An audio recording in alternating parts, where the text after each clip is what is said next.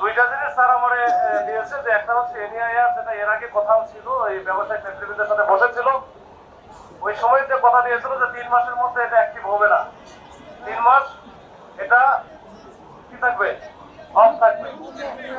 NIR পিছানো হবে, এটা ইমপ্লিমেন্টটা হবে 3 মাস পরে। এটা এখন কিন্তু এটা কোনো কিছু থাকবে না, যেটা সাব থেকে দেখছেন যে 3 মাসে কোনো ফোন বা ইকুইপমেন্ট এটা ব্ল্যাক লিস্ট হবে না। আর স্টক লট বৈধ হবে, যদি স্টক লট থাকে সেগুলো কি হবে, বৈধ হবে। এইটার ব্যাপারে এটা বিক্রি করতে পারবেন, সবকিছু করতে পারবেন।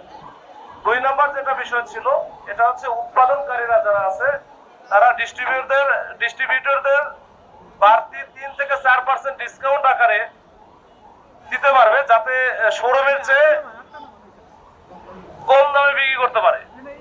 মানে এটা 3 থেকে 4%-এর একটা বিষয় আছে। আর এমনিতে শুল্কের যে বিষয়টা, ওটা তো আগেই বলে দিয়েছে যে শুল্ক কমানো হবে, ওটা 60% না কত পার্সেন্ট কমানো হবে, 59% অলমোস্ট 60%। আচ্ছা, 60% ওটা শুল্কটা কমানো হবে। এর বাইরে যে দুটো বললাম, এই দুটা বলেছে এই দুইটা 3 মাসের মধ্যে কিন্তু এটা কার্যকর হচ্ছে না, এই 3 মাস পরে হবে। তো এইটা মনে অনেকের মধ্যে ভুল বোঝাবুঝি আছে। আচ্ছা, এই হচ্ছে এই দুইটা বিষয় একটু ক্লিয়ার করার জন্য আরেকবার আমি আসলাম।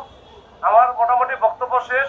আর আরেকটা বিষয় তো অনেকে বলতে পারবেন, আজকে হয়তো বা আন্দোলন করতে গিয়ে কিছু পুলিশের সাথে ধাওয়া পাল্টা দেওয়া, এই ইট পাটকেল নিক্ষেপ হয়েছে, পুলিশও অনেকে আহত হয়েছে, আপনাদের অনেকে আহত হয়েছে। এখন এটাতে প্রায় 8-9 জন বা 10 জন ধরা হয়েছে, 11 জন। এটার ব্যাপারে আমার কোনো সিদ্ধান্ত এখন আমি পাই নাই। আমি স্যারদের সাথে কথা বলবো, আমি আমার ব্যক্তিগত পক্ষ থেকে স্যারদের রিকোয়েস্ট করবো, তারপরে এটা স্যাররা যেটা ভালো মনে করে সেটা হবে। ঠিক আছে, আমি আমার তরফ থেকে সর্বোচ্চ চেষ্টা করবো। ঠিক আছে, ধন্যবাদ।